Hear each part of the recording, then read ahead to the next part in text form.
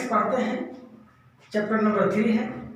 Matrix का plural क्या होता है? मैट्रिसेस। हम लोग मैट्रिसेस लिखते हैं, लेकिन इसका सिंगुलर नंबर मैट्रिक्स है। अब मैट्रिक्स का हम लोग मैथमेटिक्स में यूज करते हैं। कहाँ यूज करते हैं? मैथमेटिक्स यूज करते हैं।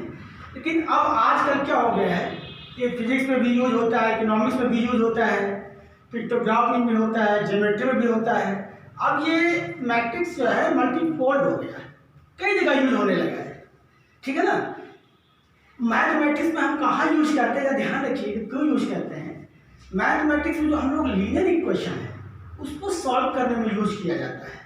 अब लीनियर इक्वेशन तुम लोग तो सॉल्व कर ही लेते हो, लेकिन कुछ लीनियर इक्वेशन ऐसे होते हैं जो सॉल्व करने के लिए दिक्कत होती है, तो मैट्रिक्स का सहारा लेना पड़ता है, इसीलिए मैट्रिक्स बनाई गई है। अब मैट्रिक्स जो बनाई गई है, क्यों बनाई गई, मैं अभी क्लियर कर देता हूँ कैसे मैट्रिक्स हम लोग यूज क्यों किया। देखिए, जैसे मान लीजिए लीनियर इक्वेशन आपको सॉल्व करने के लिए कहा गया, आपने 10th में सॉल्व किया, आप लोगों ने सॉल्व किया 10th में कैसे। जैसे देखिए, मान लीजिए आपने कह दिया यार ax प्लस बी वाई और इक्वल टू, सॉरी नंबर ले लो, 2x प्लस 3y बराबर 4, 5x plus y equal to 6। कितने इक्वेशन है इसमें? 2 इक्वेशन है। आपसे सॉल्व करने के लिए कहा जाए, सॉल्व कर लोगे। सॉल्व करने का तरीका आपको पता ही है, हम लोग हाई स्कूल में 3 तरीके से सॉल्व किए थे ना। कौन कौन से? सब्स्टिट्यूशन मेथड, एलिमिनेशन मेथड और क्रॉस मल्टीप्लिकेशन मेथड। आप लोग सॉल्व कर लोगे, ठीक है।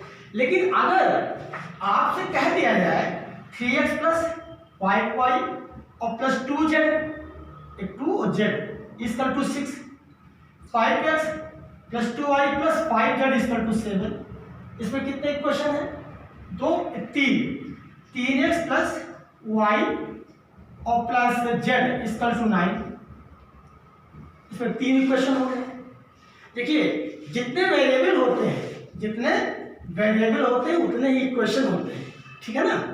अब 3 इक्वेशन है, चलो तुम लोग इसको भी सॉल्व कर लोगे, ठीक है, सॉल्व कर लोगे। लेकिन अगर हम तुमसे कहें कि अगर हम 4 वेरिएबल दे दें तो 4 इक्वेशन हो जाएंगे, कितने हो जाएंगे? 50 वेरिएबल दे दें तो 50 इक्वेशन हो जाएंगे। हम 50 वेरिएबल दें और 50 इक्वेशन दें, कहेंगे सॉल्व करो, तो क्या कहोगे? ये हमसे नहीं हो पाएगा, हो पाएगा। और कोई सर भी जो है बगला गया है, पता नहीं कैसे क्वेश्चन दे दिया, 2-3 दिन लग जाएगा आपको सॉल्व करने में। तो ऐसे इक्वेशन, लीनियर इक्वेशन को सॉल्व करने के लिए एक टेक्निक बनाई गई है, उस टेक्निक को ही मैट्रिक्स कहते हैं, वहाँ मैट्रिक्स यूज होता है, ठीक है ना। अब तो मैट्रिक्स वही यूज होता है, उसे मैट्रिक्स आपके यहाँ लगभग 6 नंबर का आता है, 6 नंबर का आता है, बड़ा क्वेश्चन आता है, और 1 नंबर और 1-1 नंबर के 2 क्वेश्चन और आ जाते हैं। अब की बात तो 100 नंबर का पेपर होता था पहले, अब 80 नंबर का हो गया है, 80 नंबर का, जिसमें डिटर्मिनेंट भी है और मैट्रिक्स मिला के लगभग 10 से 12 के बीच में आता है। 6 मार्क्स का कभी कभी डिटर्मिनेंट क्या जाता है, कभी कभी मैट्रिक्स का जाता है। अब पहले दोनों मिक्स करके 4, 6, 10 और 12, 13 तक आ जाता था। अब जो है अभी 6 मार्क्स का मैट्रिक्स आया था, 1 मार्क्स का आया था ये मैट्रिक्स का छोटा क्वेश्चन ऑब्जेक्टिव टाइप का, और डिटर्मिनेंट 1-2 मार्क्स का आया था और 1 मार्क्स का आया था। तो 6, 7, 3, 10 नंबर का आया था, लगभग 10-11 का आया था। तो ये लगभग 6 नंबर आता है, समझिए आसान है, आप इसमें नंबर जल्दी ले सकते हैं। डिटर्मिनेंट और मैट्रिक्स एक जबरदस्त चीज़ है, नंबर को आपको बटोरने का, ठीक है ना। नंबर धीरे हम लोग बटोरते चलेंगे नंबर। तो मैंने ये कहा मैट्रिक्स, समझ गए ना, मैट्रिक्स जो है लीनियर इक्वेशन को सॉल्व करने की एक टेक्निक है बनाई गई, जिसे मैट्रिक्स कहते हैं, ठीक है ना। अब 2 वेरिएबल का, 3 वेरिएबल का हम लोग सॉल्व कर लेते हैं, लेकिन अगर कहीं 6 वेरिएबल 6 इक्वेशन, 10 वेरिएबल 10 इक्वल, मान 100 वेरिएबल से इक्वेशन दे दिया जाएगा, तो अगर सर तो लगा ही नहीं कैसा क्वेश्चन दे दे, कहाँ सॉल्व हो पाएगा। ऐसे में हम तो मैट्रिक्स का टेक्निक बनाएंगे, इसे ही मैट्रिक्स बोलते हैं, लीनियर इक्वेशन सॉल्व करने का, ठीक है। तो अब हम देखते हैं मैट्रिक्स क्या होता है। अब तो मैट्रिक्स सब कहीं यूज होने लगा है, मैंने बताया कि जैसे फिजिक्स में भी है, इकोनॉमिक्स में है, पिक्टोग्राफ में है, ज्योमेट्री में है, कंप्यूटर में डाटा कोडिंग की कोडिंग में यूज होने लगा है, लेकिन हम लोग मैथमेटिक्स में इसको हम पढ़ेंगे। पहले मैथमेटिक्स में ही यूज होता था, लेकिन सबको अच्छा लगा, सुविधानुसार सब लोग यूज करने लगे। तो देखते हैं मैट्रिक्स क्या होता है। मैट्रिक्स कोई पूछो मैट्रिक्स क्या होता है, तो जो मैट्रिक्स क्या है, मैट्रिक्स एक लीनियर इक्वेशन यानी सॉल्व करने की टेक्निक है, यानी साइमल्टेनियस लीनियर इक्वेशन सॉल्व करने की टेक्निक है, ये मैट्रिक्स है। अब टेक्निक देखिए, मेथड है। तो अब हम आते हैं, देखो बच्चों मैट्रिक्स होता क्या है। मैट्रिक्स को बहुत बड़ी चीज नहीं है। मैट्रिक्स का प्लूरल नंबर मैट्रिसेस होता है, ध्यान रखिएगा। मैट्रिक्स सिंगुलर नंबर है, इसका प्लूरल मैट्रिसेस होता है, ठीक है। मैट्रिक्स होता है एक ऑर्डर्ड रेक्टेंगुलर एरे। क्या होता है? Ordered rectangular array. ऑर्डर का मतलब बच्चा क्या होता है, एक सेट पैटर्न होता है। क्या होता है? ये सेट पैटर्न होता है, ध्यान रखना, इस सेट पैटर्न होता है, इसे सेट करते हैं। और रेक्टेंगुलर आपको जानते हो, रेक्टेंगुलर शेप में हम एक इसको हिंदी में आयताकार कहते हैं, आयताकार बनाकर उसमें कुछ चीज अरेंज करते हैं। और भैया ये क्या होता है, इसमें हम अरेंजमेंट करते हैं, अरेंजमेंट या आप डिस्प्ले बोल दो। जो इसके अंदर होते हैं इसको एलिमेंट होते हैं, हम क्या एलिमेंट बोलते हैं, एंट्रीज बोलते हैं। उनको किस प्रकार से अरेंजमेंट किया जाता है वो बोलते हैं, इसको अरेंजमेंट करते हैं, ठीक है, या डिस्प्ले। ये एरे होता है और ये रेक्टेंगुलर होता है, रेक्टेंगुलर शेप में करते हैं। और ये क्या है, ऑर्डर इन सेट पैटर्न में। यानी आप ये कह सकते हो किसी या नंबर रियल नंबर, अब इसमें रियल नंबर को एक सेट पैटर्न में अरेंज करने का, यानी ऑर्डर में अरेंज करने का एक मेथड जो होता है उसी को हम मैट्रिक्स बोलते हैं, ठीक है। आप देखो इसको कैसे करते हैं। मान लीजिए जैसे हमने लिख दिया कि एक मैट्रिक्स लिख लिया। अब माने बना, ध्यान देना मैट्रिक्स कैसे लिखते हैं। यहां से मैंने आया अभी तो मैंने कहा सेट पैटर्न एक रेक्टेंगुलर शेप में जो हमारे पास एलिमेंट होता है वो अरेंज करने का या डिस्प्ले करते हैं, उसी को हम मैट्रिक्स बोलते हैं। अब जैसे एज पर तो हमने लिखा, यहां पर हम क्या लिखते हैं, इसके अंदर एलिमेंट होते हैं। क्या होता है बेटा? एलिमेंट, या इसको इंक्रीज भी बोलते हैं, ठीक है, और increase.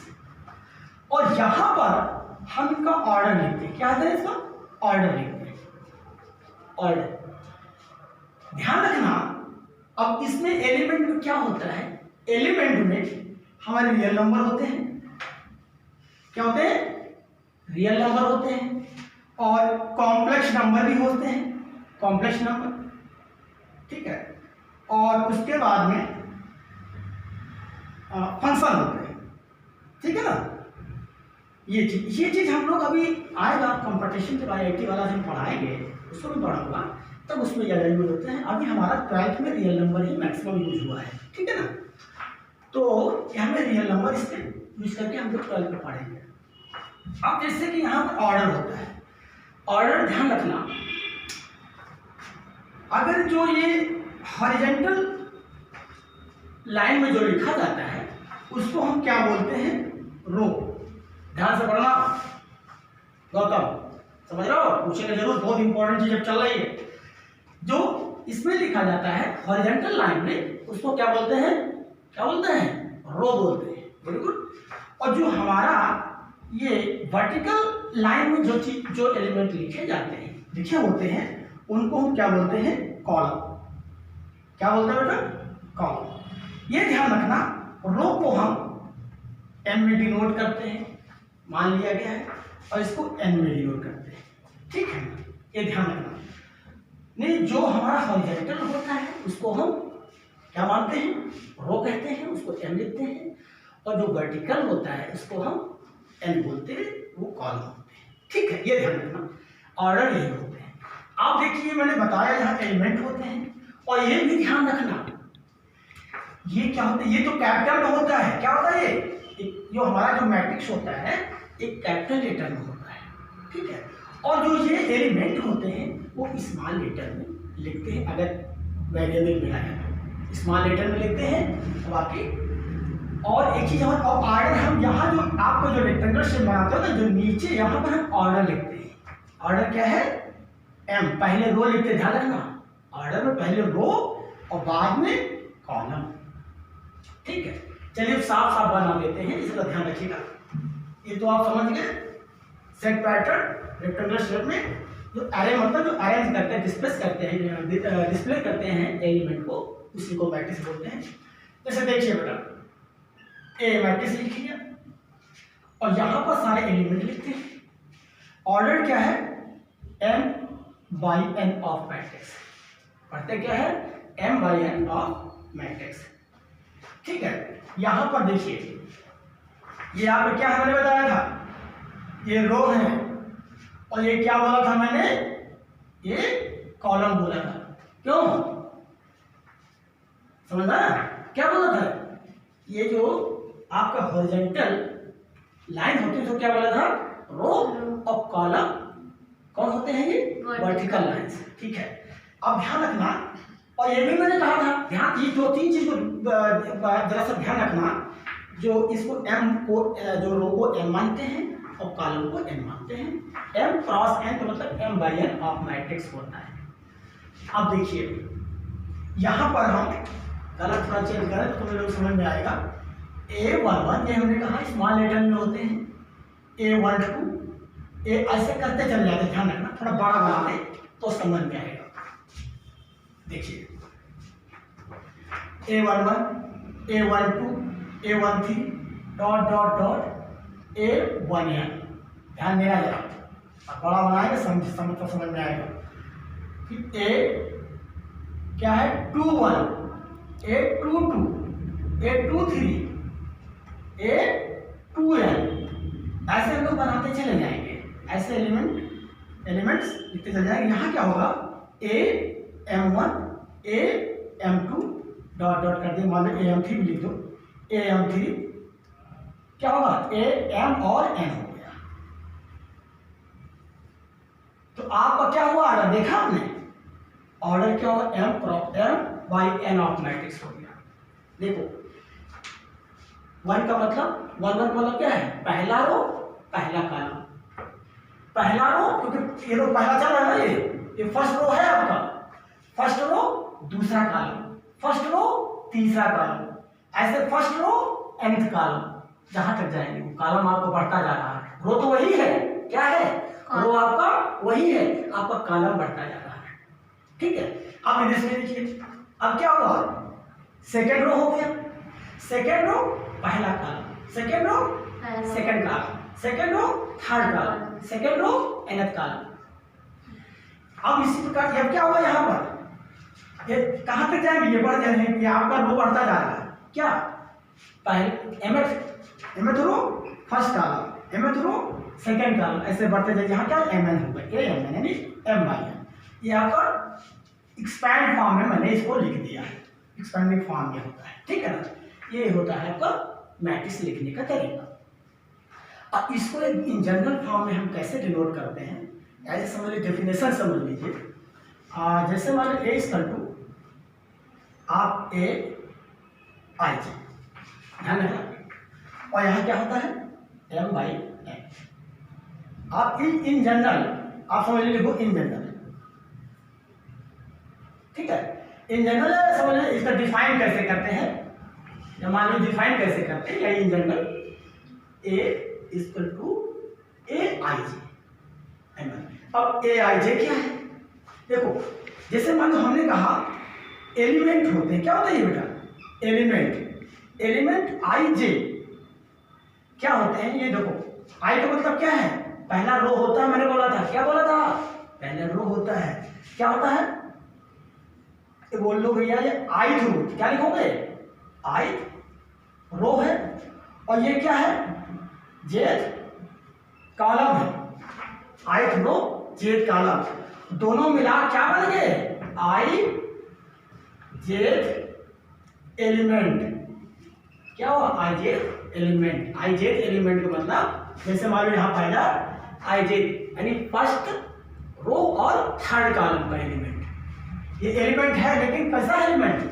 First row third column. यहां पर कोई एलिमेंट पूछा जाए 1 2 3 4 5, मान लो पांचवा है A 5 और 3, क्या बोलोगे? फिफ्थ रो थर्ड कॉलम का एलिमेंट है। तो जो एलिमेंट आपका ये हम लोग दिखाते हैं, ये आपका एलिमेंट किस रो और किस कॉलम में पड़ता है, एलिमेंट को डिनोट करता है ये एलिमेंट, ठीक है ना, आई रो एंड जेथ कॉलम। और ये ऑर्डर, यानी ऑर्डर मतलब कितने रो हैं किस मैट्रिक्स में और कितने कॉलम हैं। बात समझ आई? क्यों बात समझ आई? ध्यान रखना, हम इसको कैपिटल लेटर से लिखते हैं, बराबर लगाया, मैट्रिक्स का साइन ऐसे होता है हमेशा, रेक्टेंगुलर शेप में होता है, ध्यान रखना। अभी आगे चैप्टर पढ़ोगे डिटर्मिनेंट में, डिटर्मिनेंट मॉडुलस का साइन होता है, लेकिन मॉडुलस मानते नहीं है, इसको डिटर्मिनेंट लिखते हैं। और एक ध्यान रखना, एक चीज और मैं बता दे रहा हूँ, ये कभी इसकी वैल्यू नहीं निकलती, ठीक है? केवल सॉल्व करते हैं, आप लीनियर इक्वेशन सॉल्व करने चले हो ना, सॉल्व करते हैं, लेकिन वैल्यू इसकी नहीं निकलती। हाँ, डिटरमिनेंट जो नेक्स्ट चैप्टर पढ़ो उसमें वैल्यू निकलती है, ठीक है? थोड़ा अंतर भी बताते चले तुम लोगों को, अच्छा लगेगा। तो ये आपका एम एन होगा। तो आपका समझ लीजिए, ये नोट कर लेना बेटा, अभी मैं बता दे रहा हूँ। ये इन जनरल अगर डेफिनेशन कभी कभी आ जाता, ध्यान रखना, जरा जो चैप्टर पढ़ो बारीकी से पढ़ो, क्योंकि अब 20 मार्क्स के छोटे छोटे क्वेश्चन आते हैं। तो ये चीज आप हमको, मैंने ये बोला कि इसको देखो किस फॉर्म में कैसे लिखा जाता है, इसके अंदर एलिमेंट इंक्रीज होते हैं, और दूसरी चीज है इसको रो इसको कॉलम बोलते हैं। अंदर के जो एलिमेंट होता है आई जेड होता है, यानी एलिमेंट आई जेड मतलब क्या हुआ, आई रो जेड कॉलम मिला के आई जेड आपका एलिमेंट हो गया, आई जेड एलिमेंट हो गया। ये जानो, हमने ये बोला था ये छोटी छोटी चीजें जानो, जैसे हमने कहा इसको डिफाइन किया, तो डिफाइन कभी कभी आ जाता है लिख करके, अभी छोटी छोटी चीज बताएंगे, तो इसलिए डीपली जरूर पढ़ो। छोटी चीज को लोग इग्नोर कर देते हैं, वो जाके जब 1 नंबर का आता है तब हम लोग फंस जाते हैं, वो इधर उधर दाएं बाएं करने लगते हैं। कभी अब ऐसा मत नहीं ना करो, हमेशा डिटेल में पढ़ो, अच्छे से पढ़ो, समय भरी लगे। तो इसलिए एनसीईआरटी बनी है। एनसीईआरटी मालूम क्या है?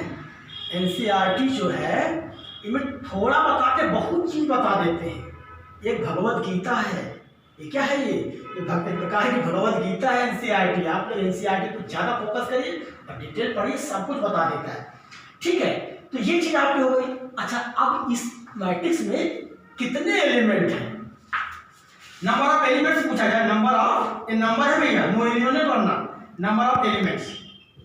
तो जो m इंटू n जो मल्टीप्लाई करोगे ये नंबर ऑफ एलिमेंट होगा। इस मैट्रिक्स में कितने एलिमेंट हैं, जो आपका m बाई n मैट्रिक्स है उसको मल्टीप्लाई कर दो, रो और कॉलम मल्टीप्लाई करोगे mn बनेगा, ये नंबर ऑफ एलिमेंट होता है। ध्यान रखना, इस पर एक क्वेश्चन आता है कभी कभी 1 नंबर का, और मैट्रिक्स बनाने के लिए इस प्रकार हम लिख लेते हैं, इस पर भी 1 नंबर का आ जाता है, एक नंबर पकड़ते चलिए, ठीक है? सब लोग नोट करो, एक एग्जांपल लगवा देते हैं, इसको नोट कर लो, ये नोट कर लो, इसको नोट कर लो, और ये नोट कर लो, ठीक है ना? तुम्हें रामानुज नोट कर लो, ठीक है? तो चलिए हम 2 एग्जांपल लिख दिए हैं, इंपॉर्टेंट है।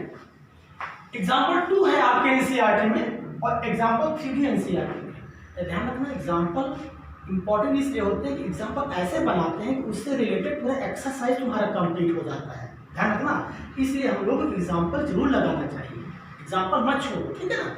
एग्जांपल में बहुत कुछ दर्शा देते हैं, एनसीईआरटी मैंने कहा भगवत गीता है ना, तो एग्जांपल वगैरह बहुत जबरदस्त होते हैं। तो देखिए पहला एग्जांपल क्या है, if a matrix has 8 element, अगर आपके मैट्रिक्स में 8 एलिमेंट्स हैं तो what are the possible order, इसका पॉसिबल ऑर्डर्स क्या होंगे, कितने ऑर्डर्स हो सकते हैं? ऑर्डर क्या है, हमने बोला था m बाई n ऑर्डर होता है, और एलिमेंट कितने होते हैं, mn होते हैं। तो देखिए अब हम लोग कहाँ से स्टार्ट करेंगे, मान लीजिए ये सोल्यूशन स्टार्ट, ये वाला क्वेश्चन है, ठीक है?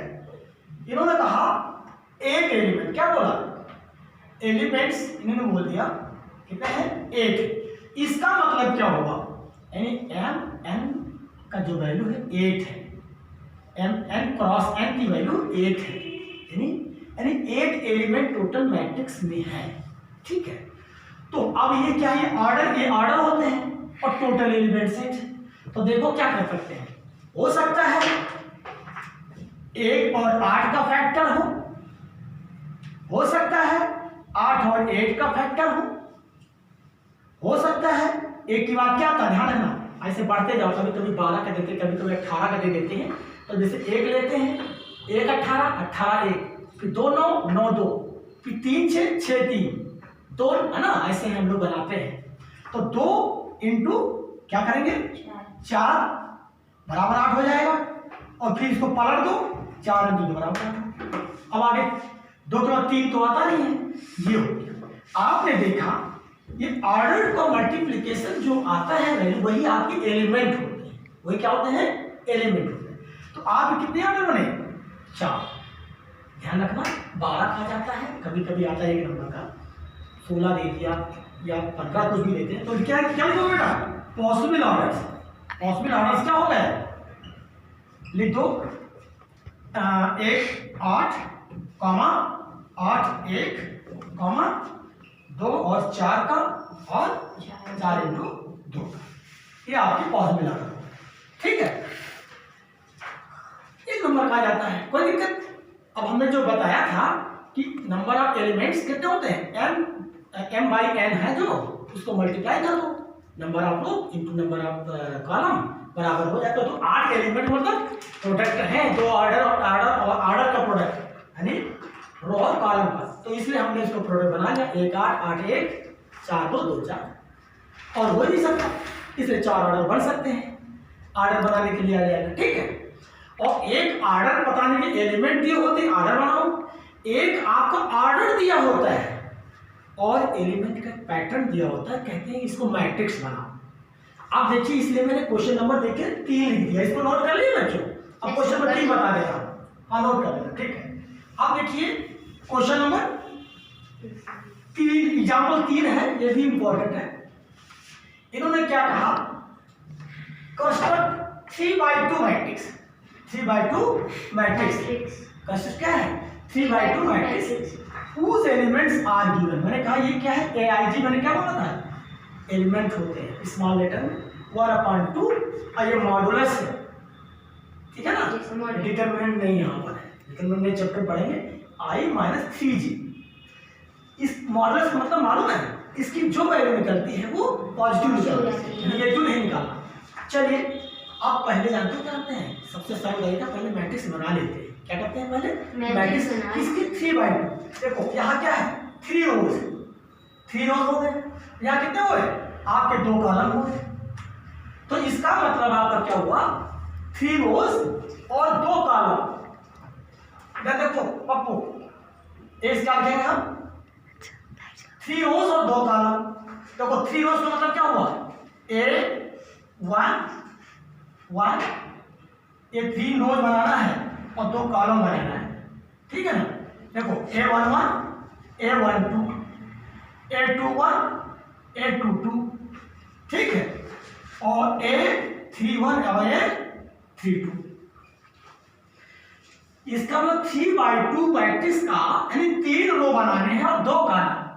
तो हमने क्या लिखा, A11 पहला रो पहला कॉलम, पहला रो और दूसरा कॉलम, दूसरा रो पहला कॉलम, दूसरा रो दूसरा कॉलम, तीसरा रो पहला कॉलम, तीसरा रो दूसरा कॉलम। कॉलम 2 ही आ रहे बार बार, और वो 3 मैंने बना लिए।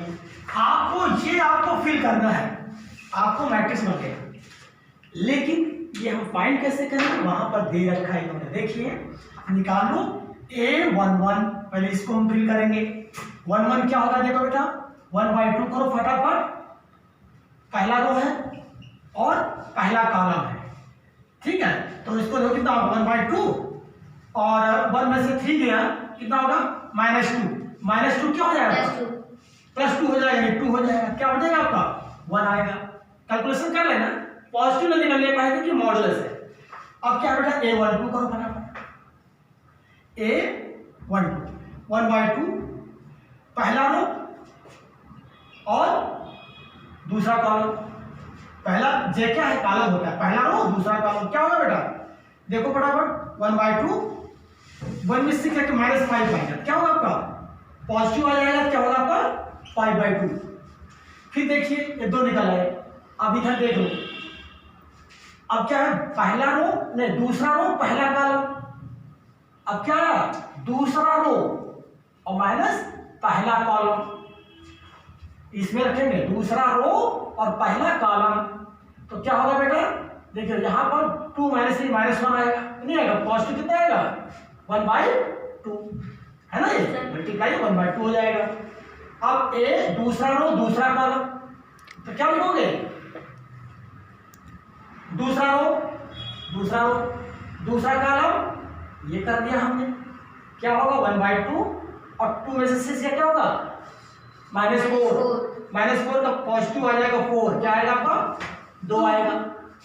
ठीक है, अब देखो भैया, अब एक और बचा है, तीसरा रो पहला कॉलम, तीसरा रो पहले आता है, ध्यान रखना 3 और पहला कॉलम आया तो क्या होगा, तो 0 आ गया, क्या आ गया ये 3 में से 3 का 0, और तीसरा रो दूसरा कॉलम, तीसरा रो रहेगा और दूसरा कॉलम रहेगा।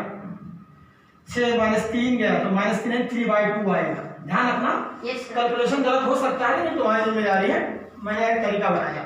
अब इसको मैट्रिक्स क्या लिखोगे, रिक्वायर्ड मैट्रिक्स, क्या लिखो बेटा, रिक्वायर्ड मैट्रिक्स, आपका मैट्रिक्स हो जाएगा। ये मैंने डिनोट किया था, लिख लो फटाफट। क्या आपका पहले आया था 1 1 में 1 आया, फिर इसमें 1 2 में आपका 5/2 आया, फिर 2 1 में कितना आया था 1/2, और इसमें आपका 2 आया था, और इसमें आपका 0 आया, इसमें 3/2 आया। जरा हम देख लेते हैं, ऐसे हो सकता है मैच कर जाए। 1 5/2 1/2 5/1/2 और 0 3/2, बिल्कुल सही आंसर। और इसका मैट्रिक्स चाहो तो नोट कर दो, क्या है बेटा 3/2 का मैट्रिक्स है। ये आपका रिक्वायर्ड मैट्रिक्स हो गया, ये आपका आंसर हो गया, 1 नंबर आता है। ध्यान दीजिए, समझ लीजिए, अगर तुमने ये 3.1 तुम्हारा एक्सरसाइज और 3.1 तुम्हारा हो गया। ठीक है, अभी एक आधा क्वेश्चन और लगा देते हैं इसमें 3.1 का, फिर हम टाइप्स ऑफ मैट्रिक्स बताते हैं। इसको नोट कर लो जरा, नोट कर लिया, कर लो, क्या है 2-3 क्वेश्चन बता देते हैं टाइप्स ऑफ मैट्रिक्स में। ध्यान देना, टाइप्स ऑफ मैट्रिक्स पढ़ेंगे, और ध्यान रखना इसके बाद पहले एक्सरसाइज हम लोग करेंगे। Yes sir. तो इसको जब ध्यान से पढ़ना, इसमें कुछ चीज जो गौर करना है। पहला आपका है, पहला आप पढ़ेंगे कॉलम मैट्रिक्स। कॉलम, देखो कॉलम मैट्रिक्स क्या होता है, ये तो दूर से दिखता है, क्यों, कॉलम मैट्रिक्स क्या होता है, मैट्रिक्स से लिख दो, मैट्रिक्स पढ़ रहे हैं। कॉलम मैट्रिक्स क्या होता है, इसका एक ही कॉलम हो, ये तो इसका नाम ही बता रहा हूं, कॉलम है। ठीक है, जिसमें एक जो आपका जो आयताकार जो बनता है एक बिल्कुल क्या होता है, ये वर्टिकली टाइप का होता है, दूर से दिखता है, इस पहचान में आ जाता है, तो इसको हम कॉलम, जिसके क्या होता है, इसमें इसको कहते हैं ओनली 1 कॉलम। क्या होता है इसमें, क्या होता है, ओनली 1 कॉलम होता है, और रो तो बहुत सारे हो सकते हैं, रो क्या है, रो बहुत हो सकते हैं, लेकिन आपका कॉलम इसमें एक ही होगा, इसको कहते हैं कॉलम मैट्रिक्स। अब इसको देखो इन जनरल फॉर्म में हम लोग कैसे अगर लिख के आ जाता है, तो देखो क्या AIG, तो क्या है आपका कॉलम एक ही है, कॉलम बाद में लिखा जाता है, तो M तो है, कुछ भी हो सकता है, लेकिन कॉलम आपका एक ही है। इन जनरल फॉर्म में हम लोग ऐसे लिखते हैं, पहचानोगी जनरल फॉर्म में, या इसका जो है डिफाइन कैसे लिख सकते हैं, ऐसे आ जाए, क्या मैट्रिक्स बनाओ, तो आपको बना के दिखा दो, कोई ले लो एलिमेंट, एक ही कॉलम रखो, बहुत सारे रो बना सकते हो। तो ये पहला क्या होगा कॉलम, और दूसरा क्या होता है रो मैट्रिक्स। दूसरा क्या होता है बेटा, रो मैट्रिक्स। रो मैट्रिक्स भी बता रहा आपको कि एक ही रो, कॉलम सारे हो सकते हैं, तो इसको क्या होगा, देखो एक ही रो, कॉलम बहुत सारे हो सकते हैं, एक ही रो, कॉलम बहुत सारे हो सकते हैं, तो ये आपका क्या होगा, ये ओनली 1 रो। क्या होता है इसमें, ओनली 1 रो। ठीक, ओनली वन जिसमें हो वो आपका रो मैट्रिक्स होता है। इस इन जनरल फॉर्म में इसको कैसे लिखते हैं मालूम है? यहाँ देखो m एक हो गया, n बहुत सारे, रो एक ही है, पहले रो लिखते हैं ना, रो एक ही है, कॉलम बहुत सारे हो गए। Yes sir. तो इसमें इसका पहचान है कि एक ही रो है, तीनों कॉलम हो गए, ठीक है। Yes sir. अच्छा, अब आगे हम पढ़ने जाते हैं रो का कॉलम स्क्वायर मैट्रिक्स। ध्यान देना, इसको नोट कर लिया। अब स्क्वायर मैट्रिक्स फटाफट नोट कर लो। देखो भैया, स्क्वायर मैट्रिक्स स्पेशल चीज है, बहुत आता है, इसको ध्यान से पढ़ने। यहां लिख देता स्क्वायर मैट्रिक्स।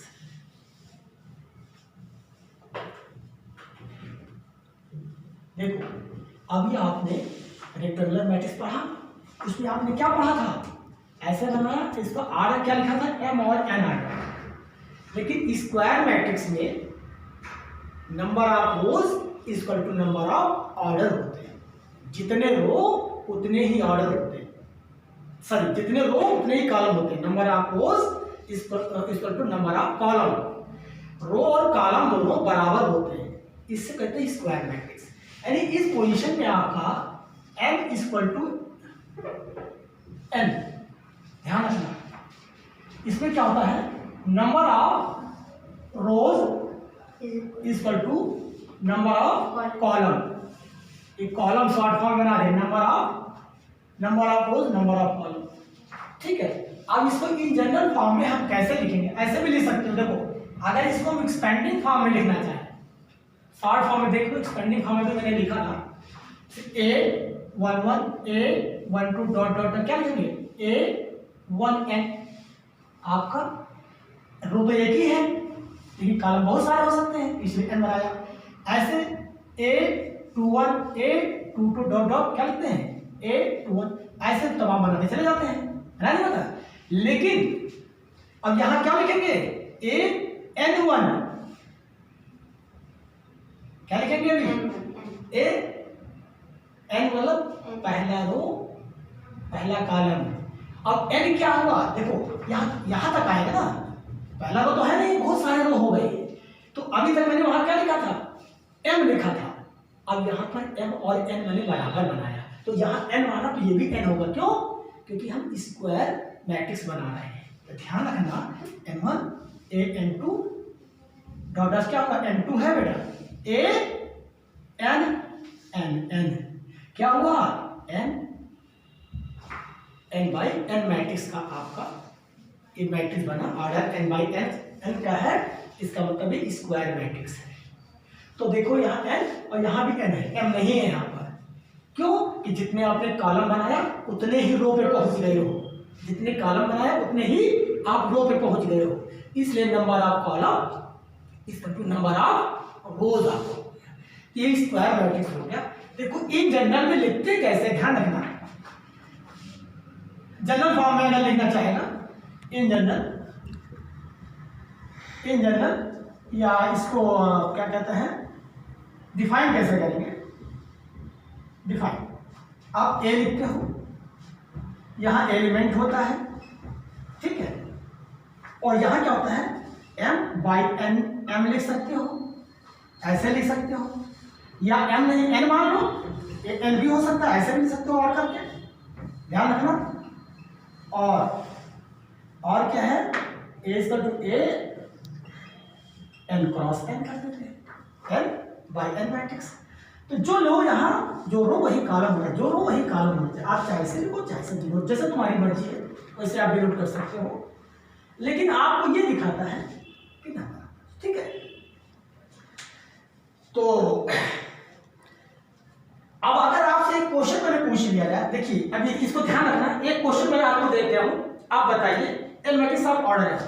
अगर आपसे कहा जाए ए मैट्रिक्स ऑफ ऑर्डर m, ध्यान देना, हमने क्वेश्चन इसलिए दिया, आपके बुक में नहीं है लेकिन कभी कभी आ जाता है, एक नंबर का एक कॉम्बिनेशन में पूछा जाता है, पूछा गया एक बार ए मैट्रिक्स ऑफ ऑर्डर m। आप कहोगे ऑर्डर m मतलब मैट्रिक्स होता है, तो ऑर्डर m बोला गया, इसका मतलब ये स्क्वायर मैट्रिक्स हो गया। क्या हो गया? Square matrix. और अगर आपका बनेगा ऑर्डर क्या होगा?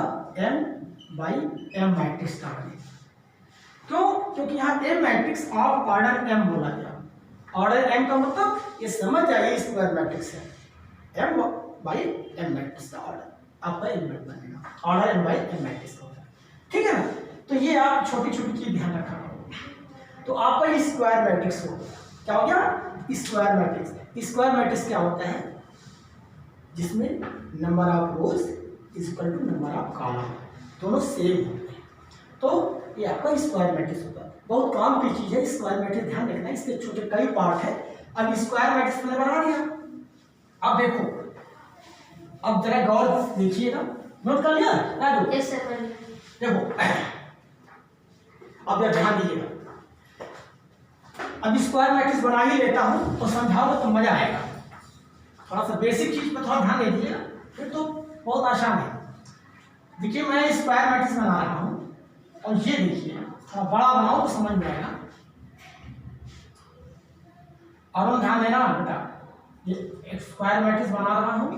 देखो जितने रो उतने कॉलम, A11 है, A12 है, A13 है, A21 है, A22 है, A23 है, A31 है, A32 है और A33 है।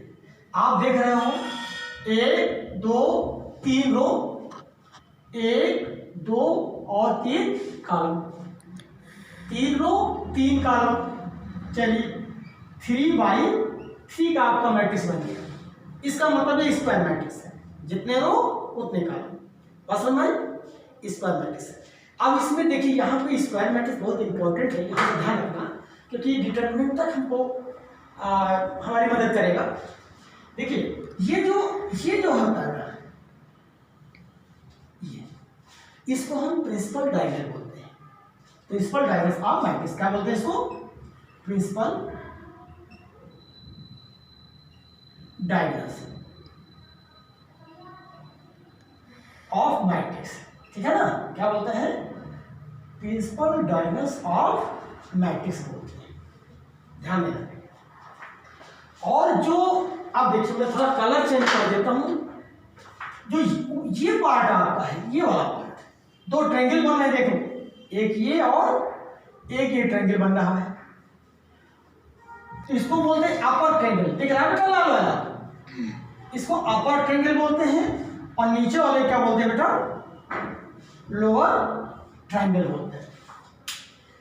अपर लोअर में क्या होता है? देखिए अपर में आप देख रहे हो कि जो आपका रो कॉलम से छोटा है, रो कॉलम से छोटा है, रो कॉलम से छोटा है। जितने रो होते हैं इसमें अपर में, जितने रो होते हैं वो कॉलम से आपके छोटे हैं। किसमें? अपर ट्रायंगल में। और लोअर ट्रायंगल में आपका जो रो है वो कॉलम से बड़ा है। वो जो एलिमेंट में जो रो और कॉलम होते हैं ना, वो हमें पता है 2 1 से बड़ा, 3 1 से बड़ा और 3 2 से बड़ा। इसमें रो कॉलम से बड़ा होता है। ये पहचान होती है। क्या होती है? ये पहचान होती है। तो इसको अपर ट्रायंगल, लोअर ट्रायंगल। अपर ट्रायंगल में हाइट जैसे छोटा होता है, कभी पूछ सकते हैं भाई, लेकिन जानकारी लो। तो ये आपका होता है प्रिंसिपल डायगोनल। क्या हो गया? प्रिंसिपल डायगोनल ऑफ मैट्रिक्स होता है, ठीक है। अब देखिए ये मैट्रिक्स में छोटे छोटे जो स्क्वायर मैट्रिक्स है ना, अब इसको हम और पढ़ेंगे स्क्वायर मैट्रिक्स के आगे क्या है। अब स्क्वायर मैट्रिक्स आपने समझ लिया, ये स्क्वायर मैट्रिक्स। कोई दिक्कत किसी को? Number of rows is equal to number of column होते हैं। इसको नोट कर लिया। चलिए अगला देख लेते हैं, क्या कहते हैं? डायगोनल मैट्रिक्स को मिटा देते हैं, ठीक है। समझ में आ गया ना?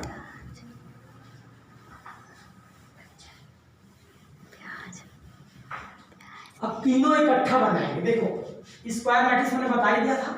अब यहां लिखते हैं तीसरा था, फोर्थ है ए डायगोनल मैट्रिक्स। डायगोनल मैट्रिक्स हो जाता है।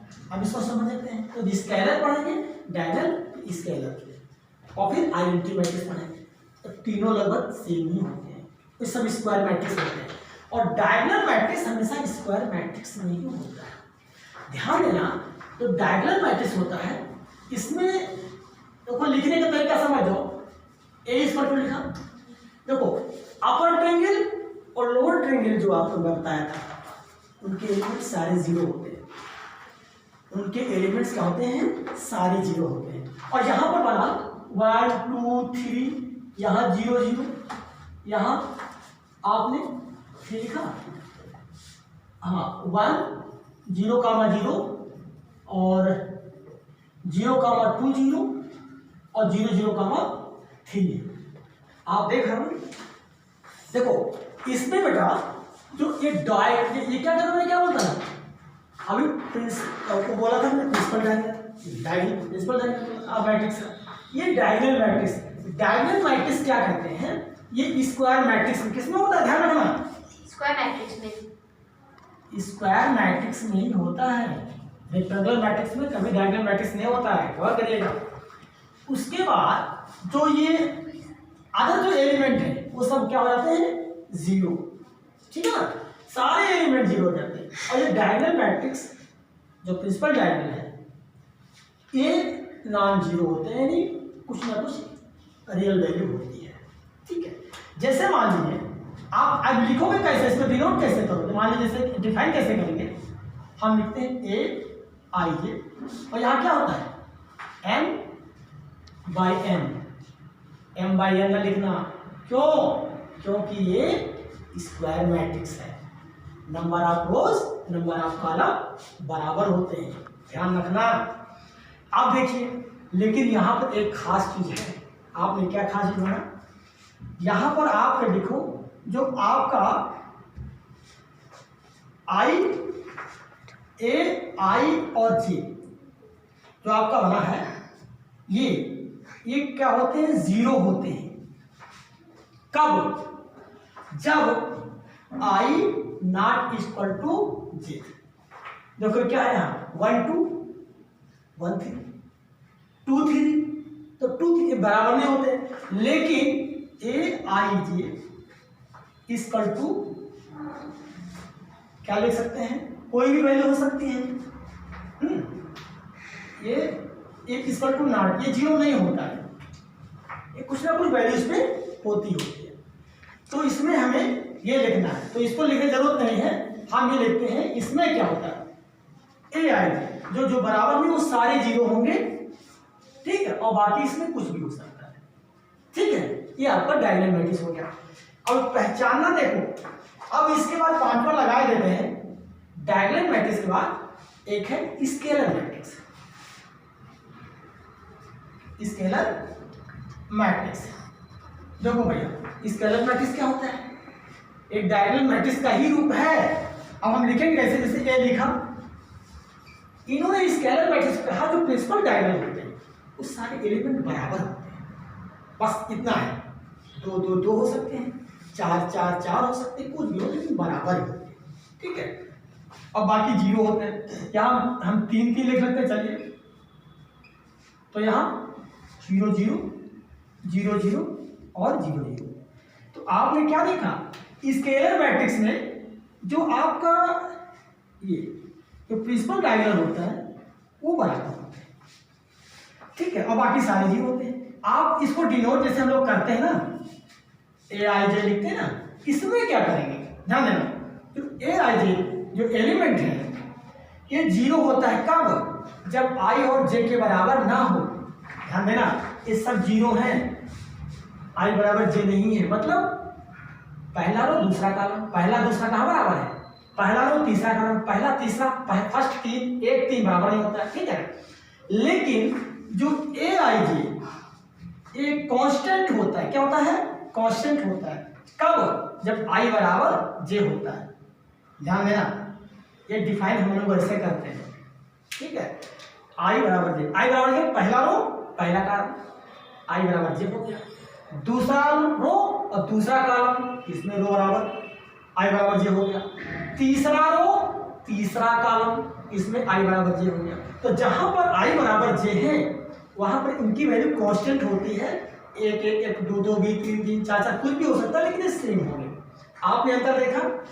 अब जो डायगोनल मैट्रिक्स बन रहा था वो सेम नहीं होते हैं, कुछ बदल सकते हैं, लेकिन इसमें जो वैल्यू होगी एक ही वैल्यू होगी, मतलब सेम वैल्यू 3 3 4 4 5, इसके स्केलर मैट्रिक्स बोलते हैं। और ठीक इसका दूसरा है आइडेंटिटी मैट्रिक्स।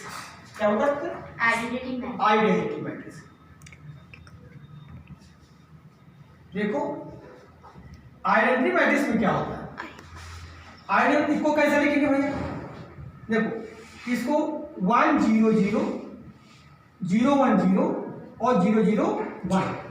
अच्छा इसमें मैंने नहीं लिखा था, लिख दिया करो भैया, कोई दिक्कत थोड़ी है। n/n मैट्रिक्स, इसमें भी n/n मैट्रिक्स। और n/n क्या है, अब इसमें हमको मालूम है ना, क्या लिखेंगे 3/3, क्योंकि इसमें हमें पता है कि क्या है, क्या ऑर्डर है। नहीं 3 रो 3 कॉलम, इसमें भी हमको ऑर्डर पता है, 3 रो 3 column. A1 I J A, अगर ये होता है तो अननोन वैल्यू होता है तो n n लिख सकते हो, लेकिन जहाँ पर नोन हमको पता ही कितने आ रहे हैं और कितने रो हैं, इस आर्डर में कितने रो कितने कॉलम है, तो तुम लिख सकते हैं ना। ठीक है, अब इसमें देखो ध्यान रखना पहचाना, इसमें क्या है, जो प्रिंसिपल डायगोनल के जो एलिमेंट होते हैं वो 1 1 1 होते हैं। प्रिंसिपल डायगोनल के जो एलिमेंट होते हैं 1 1 1 होते हैं, बाकी सारे अपर ट्रायंगल और लोअर ट्रायंगल में सारे 0 होते हैं। ठीक है ना। अब देखिए इसको हम कैसे डिफाइन करेंगे, ऐसे हम लोग लिखते हैं A I J और यहाँ क्या है n इंटू n/n, सारी हमने नहीं लिखा था, यहाँ तुम लोग लिखना है n/n। ठीक है ना, आपको दिखाना है कि स्क्वायर मैट्रिक्स है, हमने नहीं लिखा था, तुम लोग ध्यान रखना n/n। लेकिन जहां पर क्या पता मालूम है, इसमें क्या है, जो I J I और ये सब क्या है, सारे 0 होते हैं। कब, जब I और J के बराबर नहीं होते, मतलब ये वाले I बराबर J नहीं होता ना, पहला और दूसरा कॉलम बराबर नहीं है, I पहला और कॉलम दूसरा। अब देखिए यहाँ पर इसकी वैल्यू, जो I J की वैल्यू क्या होती है बेटा, 1 होती है। इसमें क्या था, कांस्टेंट, कुछ भी हो सकता है, 2 2 2 3 3 4 4, इसमें 1 के अलावा कुछ नहीं होगा, 1 ही होगा। ठीक है, तो 1 1 और इसको क्या करते हैं, I बराबर जब J होता है, मतलब पहला रो पहला कॉलम, दूसरा रो दूसरा कॉलम, तीसरा रो तीसरा कॉलम, तो इसमें सब I बराबर J हो तो इसमें वैल्यू 1 होती है। समझ लो, इसको हम ऐसे डिफाइन करते हैं, डिफाइन भी समझो, पहचानना सीखो। ये चीज आपका हो गया। देखिए ये भी स्क्वायर मैट्रिक्स में ही लागू होता है, स्केलर भी स्क्वायर मैट्रिक्स होता है, ये भी स्क्वायर मैट्रिक्स होता है, बात समझ में। अब देखो इसको एक चीज और समझिए, आइडेंटिटी मैट्रिक्स को हम लोग कैसे लिखते हैं, IN की फॉर्म में इसको डिनोट करते हैं, IN मैंने कहा IN क्यों लिखा, क्यों कि आइडेंटिटी मैट्रिक्स है, आइडेंटिटी मैट्रिक्स स्क्वायर मैट्रिक्स होता है। अभी मैंने बोला था इसके पहले एक क्वेश्चन कि एक मैट्रिक्स m ऑर्डर का, तो m ऑर्डर का मैट्रिक्स मतलब स्क्वायर मैट्रिक्स m/n का। ठीक है, यहाँ IN का मतलब ये स्क्वायर मैट्रिक्स हो गया। अब रही बात IN में कितना, तो क्वेश्चन के हिसाब से हम लोग लेते हैं।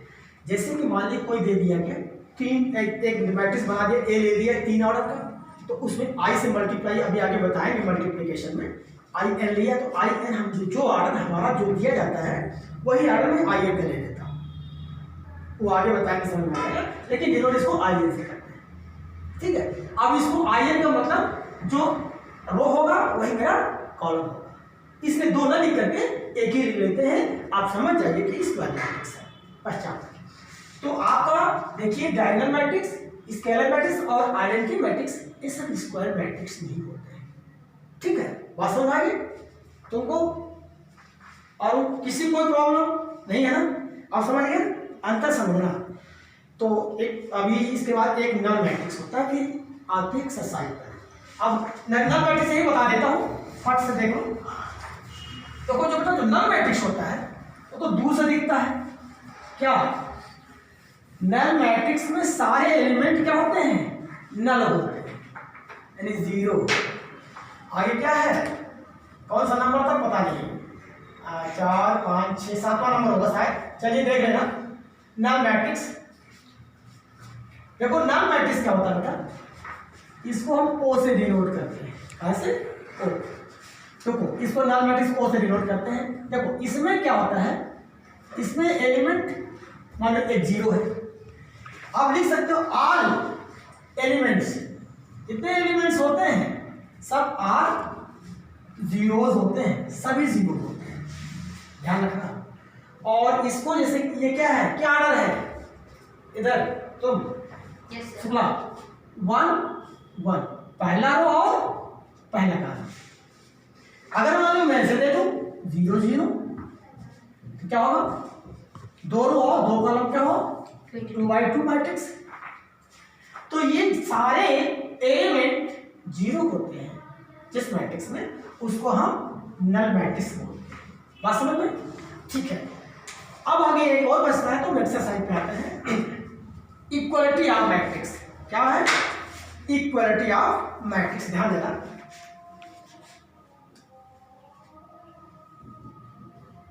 इक्वलिटी ऑफ मैट्रिक्स, ये चीज जानना सीखो।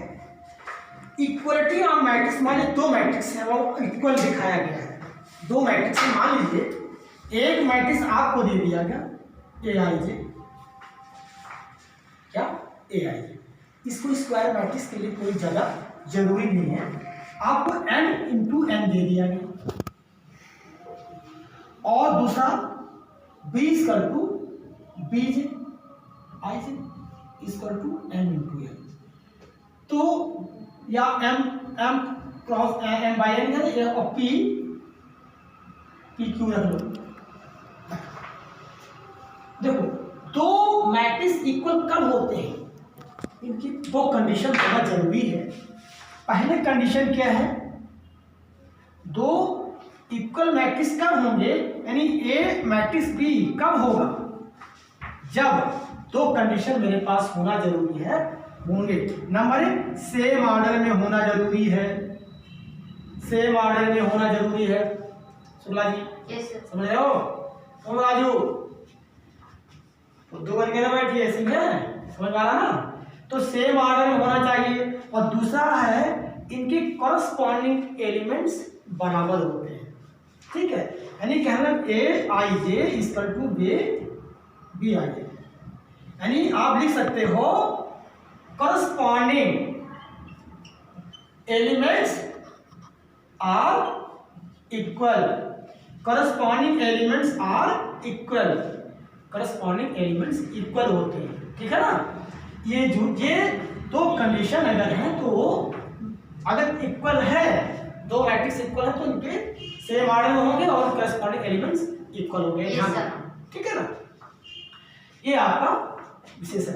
अभी और ऑर्डर सेम का मतलब क्या है, m बराबर p, ये m जो है ना ये p के बराबर होना चाहिए, n बराबर q के बराबर होना चाहिए। मतलब जितने रो इसमें हैं उतने रो इसमें भी होने चाहिए, जितने कॉलम इसमें हैं उतने कॉलम इसमें भी होने चाहिए, ठीक है। तो इसको कहते हैं सेम ऑर्डर में होना चाहिए और उनके करस्पॉन्डिंग एलिमेंट सेम होते हैं, उसको वो हमारे इक्वलिटी ऑफ मैट्रिक्स होता है, ठीक है ना। आप समझ गए। तो ये चीज हमने बताया, आपको समझ में आ गया होगा। तो थोड़ा सा भी देख लेते हैं, तुम लोग दिमाग में आया कि बुद्धू बने बैठे हो। अभी चेक कर लेते हैं। हमने पहला क्या बताया, कॉलम मैट्रिक्स। कॉलम मैट्रिक्स क्या होता है, एक ही कॉलम होता है, रो तमाम हो सकते हैं। किस फॉर्म लिखते हैं, Aij, ऑर्डर क्या होता है m/1, क्योंकि 1 कॉलम होता है, ठीक है। दूसरा रो मैट्रिक्स, रो मैट्रिक्स क्या होता है, A इक्वल टू Aij लिखा, या क्या होता है 1 इंटू n, एक ही रो होता है, इससे पहचान होती है। अब हमने बताया था स्क्वायर मैट्रिक्स बहुत स्पेशल चीज है, क्योंकि स्क्वायर मैट्रिक्स अभी जब डिटरमिनेंट पढ़ेंगे, ध्यान रखना, तो डिटरमिनेंट सारा स्क्वायर मैट्रिक्स ही होता है। क्या होता है, स्क्वायर मैट्रिक्स ही होता है डिटरमिनेंट। जैसे 2x2, 3x3, 4x4, लेकिन 4x4 तुम्हारे कोर्स में नहीं है, 3x3 तक है, इतना पढ़ो, ज़्यादा आगे ना पहुँचाओ, ठीक है। तो ये इसमें स्क्वायर मैट्रिक्स ही होता है डिटरमिनेंट। अच्छा, स्क्वायर मैट्रिक्स में क्या होता है, हमने कहा जितने रो उतने कॉलम होते हैं, ठीक है। और एक क्या बोला था हमने, जो स्क्वायर मैट्रिक्स में इसको कहते हैं प्रिंसिपल डायगोनल। क्या होते हैं, प्रिंसिपल डायगोनल मैट्रिक्स। कौन सा डायगोनल होते हैं, प्रिंसिपल डायगोनल होते हैं, मैट्रिक्स होते हैं। अब उसी में पार्ट निकाल लिया डायगोनल मैट्रिक्स। डायगोनल मैट्रिक्स मतलब क्या होता है, सारे एलिमेंट 0, लेकिन जो प्रिंसिपल डायगोनल होता है उसके एलिमेंट 0 नहीं होते हैं, 1 2 3 4 5 6 डिफरेंट होते भी आप, क्यों? अगर डिफरेंट नहीं होंगे, अगर सेम हो गए तो स्केलर मैट्रिक्स हो जाएगा, मतलब 2 2 2 हो गया, 4 4 हो गया, या सारे 1 1 हो गए डायगोनल मैट्रिक्स के एलिमेंट आइडेंटिटी मैट्रिक्स। तो आइडेंटिटी मैट्रिक्स हो गया। ये पहचाना करो, आइडेंटिटी में आई लिखते हैं, नल मैट्रिक्स को ओ से डिनोट करते हैं, उसमें सारे एलिमेंट 0 होते हैं। इक्वली मैट्रिक्स मैंने बताया, equality of matrix, equality of matrix में दो मैट्रिक्स ए मैट्रिक्स बी बराबर होता है, लेकिन कंडीशन 2 होती हैं, दोनों सेम ऑर्डर में होंगे तभी बराबर आप लिख सकते हो। अगर कहे बराबर है तो देखो सेम ऑर्डर में नहीं ऑर्डर है, और बराबर है अगर दो मैट्रिक्स तो उनके करस्पॉन्डिंग एलिमेंट्स बराबर होंगे। करस्पॉन्डिंग समझ रहे हो? जैसे पहला रो पहला कॉलम तो पहला रो पहला कॉलम वो हो जाएगा, तीसरा रो पहला कॉलम इसका तो तीसरा रो पहला कॉलम वो एलिमेंट हो जाएगा, ठीक है ना, एक करस्पॉन्डिंग हो गया। अब 2 3 एक्सरसाइज क्वेश्चन देख लीजिए, 3.1 लगा लीजिएगा, ठीक है, देख लीजिएगा। चलिए एक्सरसाइज 3.1 आप लोग लगा लो, इसमें से एक क्वेश्चन 1 मार्क्स का आता है। तो जैसे पहला क्वेश्चन मैंने इसलिए लिखा कि थोड़ा सा आपको समझ में आ जाए। अब इसमें क्वेश्चन में देखिए फर्स्ट में क्या है, आप मैं आंसर लिख दे रहा हूँ, आप लोग बुक खोलो, शुक्ला जी बुक खोलो ना। देखो पहला क्या है, the order of the matrix, पहले क्या बताना है, ऑर्डर बताना है। पहले में अगर ऑर्डर बताना है तो क्या ऑर्डर है बताओ। देखो 1 2 पहले हम लोग काउंट करते हैं, क्या करते हैं पहले हम रो काउंट करते हैं। रो कितने हैं, 3 रो। कॉलम देखिए 1 2 3 4 कॉलम। तो ऑर्डर क्या हुआ, m इंटू n होता है ना, m बाई n मैट्रिक्स। तो आपका हो गया 3 रो और 4 कॉलम, ये आपका ऑर्डर हो गया, ठीक है ना। बस में सेकेंड क्या कहा गया, नंबर ऑफ एलिमेंट्स, आप लोग जानते हो नंबर ऑफ एलिमेंट्स आप लोग लगा लोगे, लेकिन मैंने कहा जो बताया था उसको थोड़ा सा रेफरेंस दे दूं, उसके बारे में थोड़ा और जानकारी हो जाए। नंबर ऑफ एलिमेंट्स क्या होता है, number of rose into number of column, multiply कर दो क्या होगा, 3 इंटू 4 कितना होता है आपका 12, टोटल 12 एलिमेंट्स होंगे इस मैट्रिक्स में, कितना होंगे 12 मैट्रिक्स, ठीक है। अब आगे तीसरा देखो बेटा, राइट द एलिमेंट्स। हाँ देखो A11 का, A21 का, A33 का और A24 का, A23 का, इनके सारे एलिमेंट लिखने हैं, कितना 1 2 3 4 5, 1 2 3 4 5, 5 एलिमेंट। देखो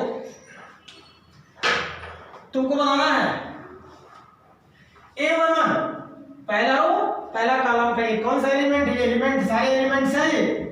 तो देखिए पहला रो पहला कॉलम क्या है, ये क्या है, इसका वैल्यू 2 हो गई, ठीक। A21 दूसरा रो और पहला कॉलम, बताओ दूसरा रो पहला कॉलम क्या हुआ, दूसरा रो और पहला कॉलम कितना हुआ, बोलो 35 हुआ। Yes sir. अब आपको बताना है तीसरा रो और तीसरे कॉलम का एलिमेंट, थर्ड रो और थर्ड कॉलम का एलिमेंट कहां गया, -5। फिर क्या है, दूसरा रो फोर्थ कॉलम, दूसरा रो ये है सेकंड और फोर्थ कॉलम क्या है ये, वेरी गुड। अब क्या है, दूसरा रो तीसरा कॉलम, दूसरा रो और तीसरा कॉलम कितना होगा 5/2, बस आसान है।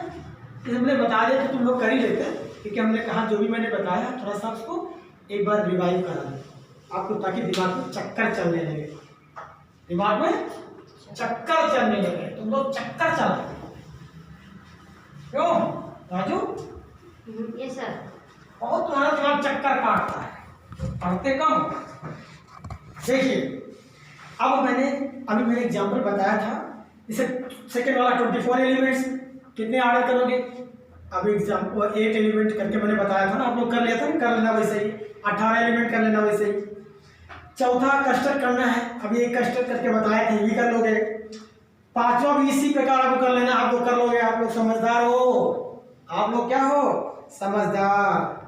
हाँ इक्वलिटी वाला जो है एक क्वेश्चन में बता दे रहा हूँ, कोई ले लो, सब कुछ नहीं, मैं 7वां बता दे रहा हूँ, बाकी सारे इंपॉर्टेंट नहीं है। 7वां देख लो फटाफट, 7वां क्या है देखो, इन्होंने कहा है फाइंड ए बी सी और डी। तो अब इक्वेशन दिया हुआ है। अब इक्वेशन क्या दिया हुआ है? A minus B. Shukla ji ध्यान देना, sir 2a minus B 3c plus D. Shukla ji तुम इधर तो कहे भागते भाई, क्या दिमाग भागता क्यों? तुम जरा आधा घंटा पढ़ाते हो ना, उसके बाद तुम्हारी बुद्धि गर्म हो जाती है। क्यों गर्म हो जाती है? गर्म ना करो, ठंडा रखो, ठंडा पानी पियो। देखो इन्होंने कहा इस सब की वैल्यू बतानी है, लेकिन एक चीज मैंने क्या बताया है, इक्वलिटी ऑफ मैट्रिक्स है। क्यों? क्योंकि यहाँ इन्होंने इक्वल का साइन लगा रखा है, इक्वल का साइन लगा रखा है। तो इसका मतलब दो कंडीशन, पहला सेम ऑर्डर में होने चाहिए। तो देखो शुक्ला जी सेम ऑर्डर क्या है? 2 रो 2 कॉलम, 2 बाई 2 का 2 है, चेक करते हैं। 2 रो 2 कॉलम, ओके सेम ऑर्डर है, कोई प्रॉब्लम नहीं है।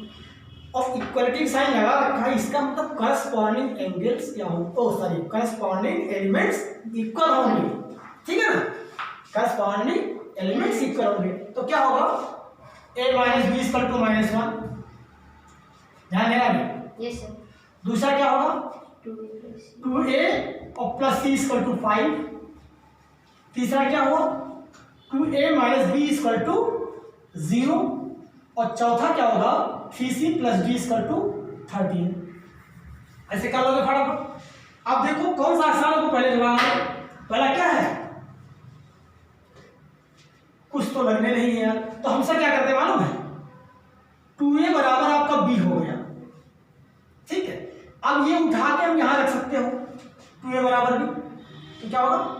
2a बराबर b, यानी b बराबर क्या? 2a, a माइनस 2a बराबर -1। तो क्या होगा? -a बराबर -1। a बराबर कितना होगा? ध्यान देना, -a हट गया। अब a बराबर, अब देखो यहां क्या रखोगे? बराबर b, b रखोगे कितना? 2 आ गया। देखिए फटाफट ऐसे कर लेते हैं, एक नंबर कटवाना है तो ज्यादा हम 3 काम नहीं कर, फटाफट ऐसे कर लेते, 2 ही रो 2 ही कॉलम है। अब इसमें देखिए a की वैल्यू है 2, 1 करो प्लस c बराबर 5, तो c बराबर क्या होगा? 5 में से 2 क्या 3 हो गया। अब इसमें c की वैल्यू निकाल आई 3 और प्लस d बराबर 13, तो d बराबर 9। 13 में से 9 कितना? d बराबर 4 हो गया। आप ऐसा क्या लिखोगे? इनकी वैल्यू फाइंड करनी थी। a बराबर 1, b बराबर 2, c बराबर 3, d बराबर 4। मैंने जल्दी लगाया है, ये तुम लोग तो बहुत छोटा क्वेश्चन था, इसका लोग यार, क्योंकि हमने एक तरीका बताया कि करस्पॉन्डिंग एलिमेंट्स बराबर होते हैं, क्योंकि इक्वलिटी ऑफ मैट्रिक्स है। ऐसा देख लो, आ रहा होगा, फिर आप देख लेंगे। सारे क्वेश्चन तुम लोग लगा लोगे। एक क्वेश्चन लास्ट में बताता हूँ, इंपॉर्टेंट, वो भी है क्वेश्चन नंबर 10। इस टाइप का क्वेश्चन आता है, उतार लिया? यस सर उतार तुम बताओ, करो ना, लगा लिया बेटा? तो बेटा पूछा हो गया, ठीक है, बिगाड़ देना। चलिए आगे देखिए, लास्ट क्वेश्चन देख लो इसका, बाकी सारे लगा लेना 3 पॉइंट के। और कल मैं आपको बताऊंगा ऑपरेशन ऑफ मैट्रिक्स, कल बताऊंगा, बहुत जरूरी ऑपरेशन ऑफ मैट्रिक्स। क्यों? मल्टीप्लाई है, एडिशन है, ठीक है। तो ये चीज है, फटाफट देख लो, बस लास्ट क्वेश्चन है। जैसे कि है